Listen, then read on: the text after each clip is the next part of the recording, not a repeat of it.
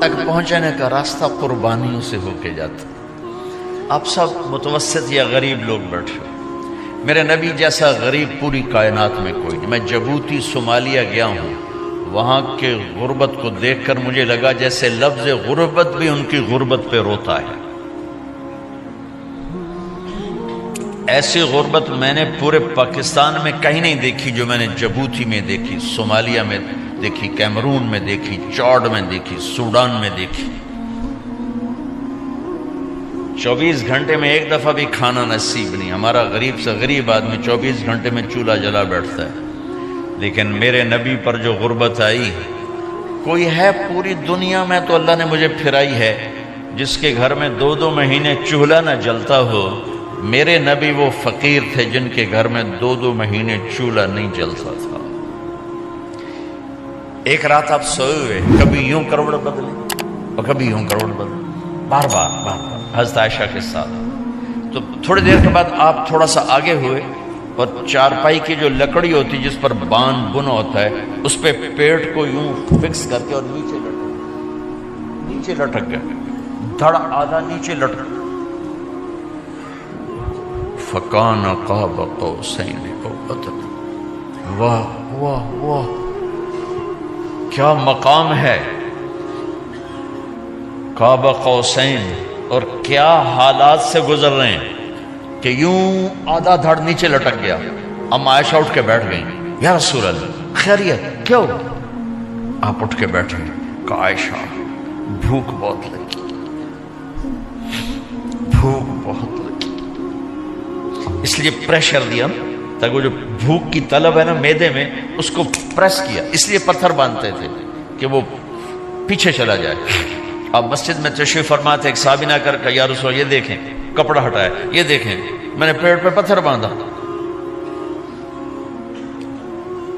جن کے لیے کائنات بنائی, جنہیں اپنا حبیب کہا, جن کے چہرے کی قسمیں اٹھائیں, والضحی, جن کی زلفوں کی قسمیں اٹھائیں, واللیل اذا سجا, جن کے منہ سے نکلے بول کی قسم اٹھائی, وقیلہ, جن کے کتاب کی قسم اٹھائی, والقرآن المجید, جن کے شہر کی قسم اٹھائی, وہذا البلد الامین. اتنی بڑی ہستی ہیں. آپ نے کہا ذرا ادھر دیکھو, آپ نے پیٹ سے کپڑا ہٹایا تو آپ نے 2 پتھر باندھے. دیکھو میں نے 2 باندھے. کوئی ایسا فقیر ہے دنیا میں دکھاؤ.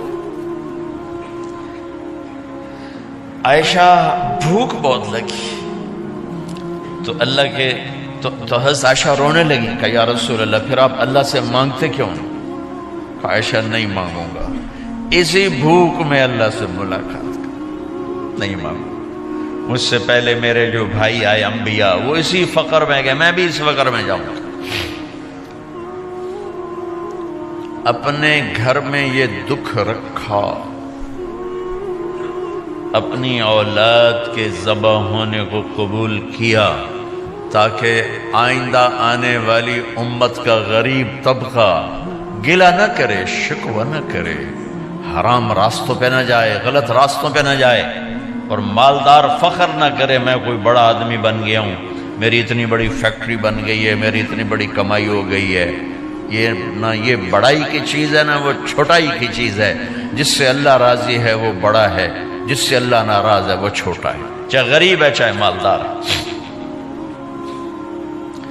حضرت عائشہ فرماتی ہیں بیٹا 2 مہینے گزر جاتے تھے ہمارے گھر میں چولہا نہیں جلتا تھا, چولہا نہیں جلتا تھا, 2 ماہ گزر جاتے تھے. ایک دفعہ باغ میں تشریف لے گئے, عبداللہ بن عمر آپ کے ساتھ ہیں, صبح کا وقت ہے تو اب کھجوریں گری پڑی جو ملک نہیں ہوتی نا, کسی کوے نے ٹھونگ ماری, کسی طوطے نے اس کو ایسے ہی وہ اس کو ٹک دیا اپنی اس کے ساتھ چونچ کے ساتھ, تو وہ گر پڑی. اب اٹھا کے صاف کر کے کھا رہے تھے اور عبداللہ سے کہہ رہے تھے عبداللہ تو نہیں کھاتا؟ انہوں نے کہا جی مجھے بھوک نہیں ہے. آپ نے کہا عبداللہ مجھے بھوک ہے, آج 4تھا دن ہے میں نے کچھ نہیں کھایا. 4تھا تمہیں کوئی ہے جس کے ہاں 4 دن فاقہ چلتا ہو؟ آج 4تھا دن ہے میں نے کچھ نہیں کھایا.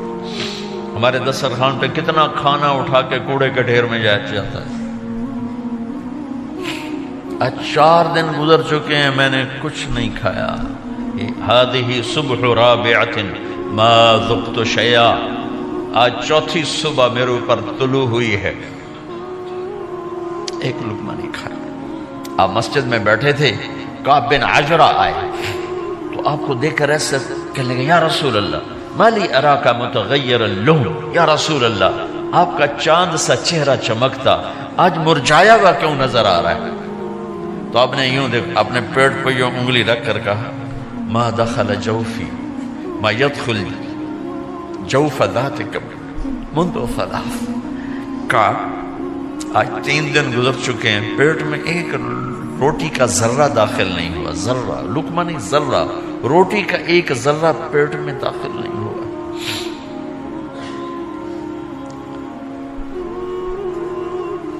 और इतनी बड़ी रिसालत, इतनी बड़ी नबूवत,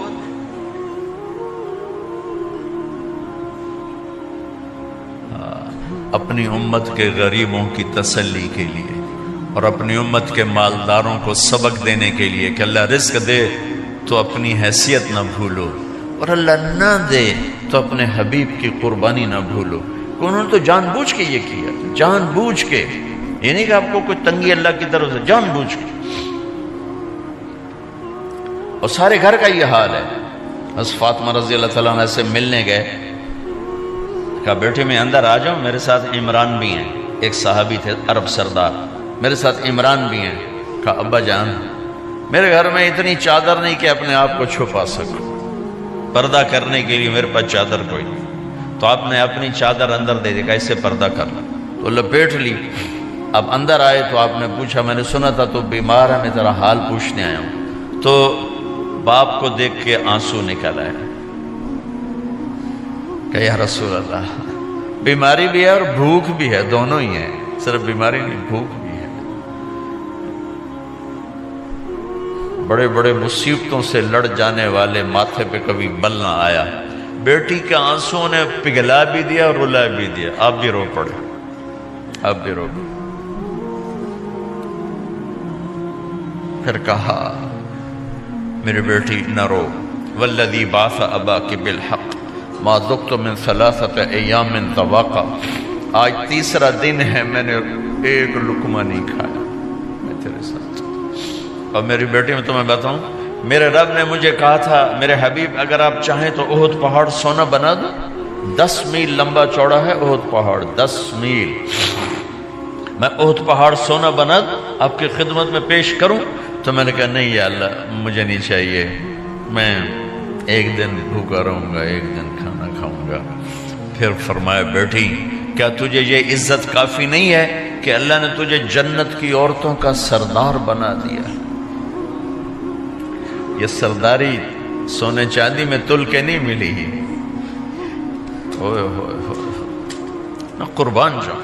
भाइयों अब सब माशाल्लाह नौजवान नजर आ रहे हो, थोड़ा वक्त निकाल के अगर आप पढ़े हुए हो अपने नबी की जिंदगी पढ़ा करो, अपने नबी की जिंदगी पढ़ा करो, बड़ा ईमान भी बनेगा, हौसला भी मिले। आप हसन हुसैन को कहते थे मेरी आंखों की ठंडक, मेरे जिगर के टुकड़े, मेरे सीने की ठंडक, मेरे लाडले, जन्नत के चांद, जन्नत के सरदार, मेरे 2 फूल, ये सारे अल्फाज हसन हुसैन के लिए हैं। और उनके भूख की वजह से रोने की आवाज सुनते थे और तड़पते थे, लेकिन रोटी नहीं मांगी उनके लिए, रोटी नहीं मांगी,